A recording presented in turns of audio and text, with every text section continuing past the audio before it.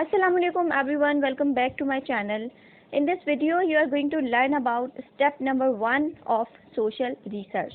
यानी कि social research जब कंडक्ट की जा रही होती है तो उसमें कोई ख़ास स्टेप्स इन्वॉल्व होते हैं, इसीलिए तो हम उसको रिसर्च कहते हैं और इसीलिए तो हम उसको ऑर्गेनाइज्ड और वेरीफाइड वे कहते हैं, क्योंकि कोई ख़ास स्टेप्स होते हैं जिनको फॉलो करने के बाद, जिनको अप्लाई करने के बाद आप कंक्लूजन्स को ड्रॉ करते हैं, देन रिपोर्ट करते हैं.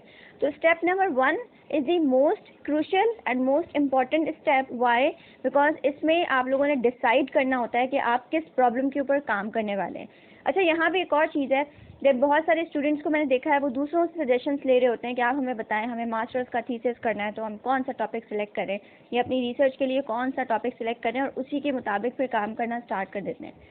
तो अगर आप सोशियोलॉजी स्टूडेंट हैं, अगर आप 4 साल तक आपने सोशियोलॉजी पढ़ी है, सोशल प्रॉब्लम, सोशल इश्यूज़ के बारे में पढ़ा है, तो मेरा नहीं ख्याल कि आपको इधर उधर सजेशन लेने की ज़रूरत है. First of all think about your self. अपना इंटरेस्ट देखें कि जब आप एज अ स्टूडेंट पढ़ रहे थे चीज़ों को, तो आपका कौन से एरिया में ज़्यादा इंटरेस्ट डेवलप हो रहा था. क्या आपको ड्रग्स के बारे में पढ़ के मज़ा आ रहा था? क्या आपको सोशल चेंजेस के बारे में, सोशो इकोनॉमिक फैक्टर्स के बारे में पढ़ के मज़ा आता था? क्या आपको पेरेंट्स की इन्वॉल्वमेंट अगर स्टूडेंट्स के साथ है, अपने बच्चों के साथ किसी भी एरिया में, उसको पढ़ के मज़ा आता था?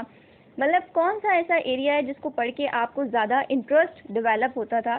तो अपने इंटरेस्ट के हिसाब से, अपनी क्यूरोसिटी के हिसाब से जो चीज़ आप जानना चाहते हैं वो सोचें और उसके बाद सोच समझ कर टॉपिक डिसाइड करें, क्योंकि जिस चीज़ में हमारा इंटरेस्ट शामिल होता है आई थिंक उसको हम ज़्यादा अच्छे से कर सकते हैं. तो पहला इंपॉर्टेंट स्टेज यही है जिसमें आपने ये डिसाइड करना होता है कि आपका सोशल प्रॉब्लम क्या होने वाला है, रिसर्च प्रॉब्लम क्या होने वाला है जिसके ऊपर आप काम करने वाले हैं.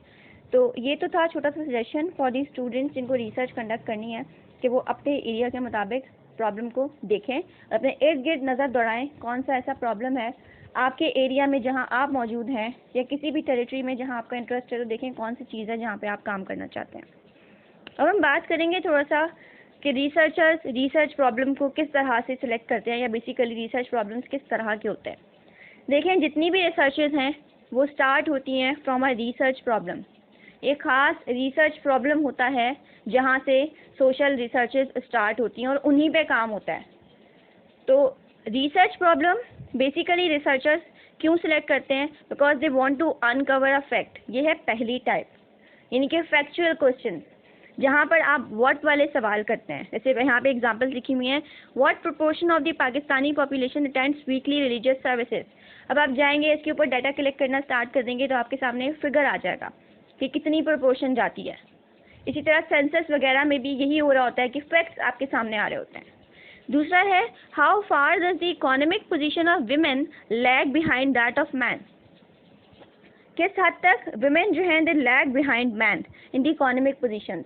तो आप जाएंगे कंपनीज वगैरह में, मे बी आप कंपनीज चूज़ कर सकते हैं टारगेटेड पॉपुलेशन में, या आप कोई इंडस्ट्रीज़ या कहीं पर भी आप जाएंगे और वहाँ जाकर आप देखेंगे कि इकोनॉमिकली क्या गैप आ रहा है मैन एंड वुमेन के बीच में. तो आप फिगर्स लेके आ जाएंगे. मीन्स व्हाट वाले क्वेश्चन जहाँ पे आप फैक्ट्स को अनकवर करते हैं.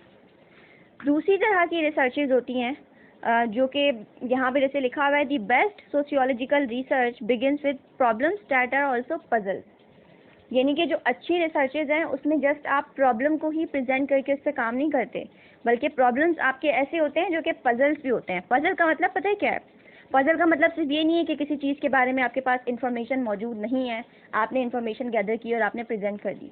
पजल का मतलब ये भी होता है गैप इन अवर अंडरस्टैंडिंग. जो चीज़ चल रही है इर्द गिर्द, हो सकता है हम उसको जिस तरह से अज्यूम कर रहे हैं वैसा ना हो, फैक्ट्स कुछ और हों. जैसे फॉर एग्जांपल अगर मैं समझती हूँ कि मेरे मुल्क में सबसे बड़ा मसला गुर्बत है, हो सकता है मैं गलत हूँ, ये तो मेरी अपनी अजम्पशन है. Maybe there is a gap between my understanding and the reality. हो सकता है रियलिटी कुछ और हो. तो जब मैं जाऊँगी, मैं रिसर्चेस करूँगी, उसके बाद जो फैक्ट सामने आएंगे वो कुछ और होंगे. और अक्सर जब आप अपने फ्रेंड्स के साथ जिन्होंने रिसर्चेस की हों उनके साथ बैठेंगे, अपने सीनियर्स के साथ, तो वो आपको बताएंगे कि जो चीज़ सोचकर हम फील्ड में गए थे अक्सर हमें फैक्ट्स उसके बरक्स मिले.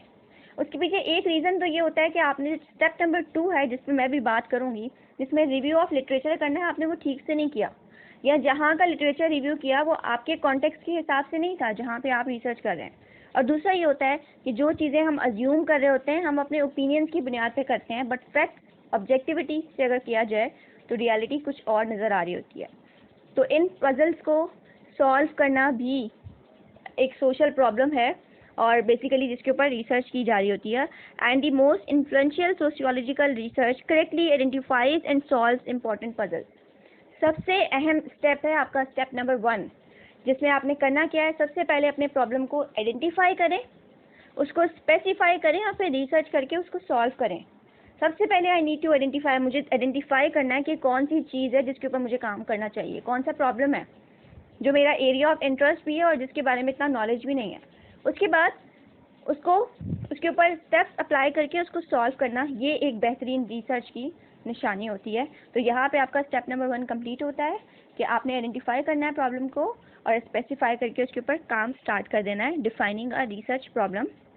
और कुछ रिसर्चेस ऐसी भी होती हैं जिसमें जस्ट आप व्हाट वाली बातें नहीं कर रहे होते, that what is happening, what is the proportion, जैसे आपने एग्जांपल्स देखी हैं, बल्कि कुछ सवाल एक्सप्लोरेटरी भी होते हैं जहाँ पे आप बेसिकली एक्सप्लेन कर रहे होते हैं, एक्सप्लेनेटरी वाई वाले क्वेश्चन, कि अगर कोई कंडीशन हो रही है तो रिसर्चर ये भी बताएगा अपनी अंडरस्टैंडिंग और रिसर्च के बाद कि एक फिनोमेना अगर हो रहा है तो वो क्यों हो रहा है।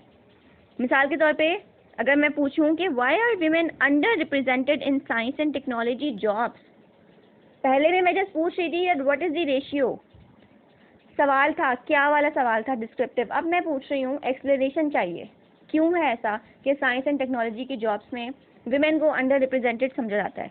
या फिर एक और है what are the characteristics of high schools with high levels of bullying. तो इस तरह के सवाल जहाँ पर आप वाई इस्तेमाल करते हैं, जहाँ पे आप चीज़ों को एक्सप्लेन करते हैं, उस तरह के भी आपके सोशल प्रॉब्लम्स या रिसर्च प्रॉब्लम्स हो सकते हैं। और हमेशा ये चीज़ याद रखिए कि रिसर्च कभी भी वैक्यूम में, ऐसी जगह में नहीं हो सकती जहाँ पे वैक्यूम हो।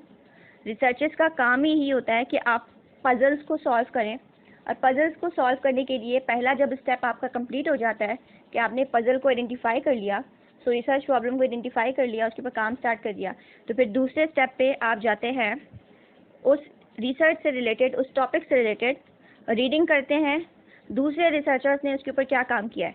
यानी आप बुक्स पढ़ेंगे, आप जर्नल्स वगैरह पढ़ेंगे, आप डिफरेंट चीज़ें पढ़ के अपने टॉपिक के साथ कनेक्शन बनाने की कोशिश कर रहे होते हैं, जो स्टेप नंबर 2 है, जिसको मैं नेक्स्ट वीडियो में डिस्क्राइब करूँगी। मुझे उम्मीद है कि step number 1 of social research आपको अच्छे से क्लियर हो गया होगा। इस तरह की मज़ीद वीडियोज़ के लिए मेरे साथ कनेक्टेड रहिए, और अगर आपके कोई फीडबैक्स हैं पॉजिटिव या नेगेटिव तो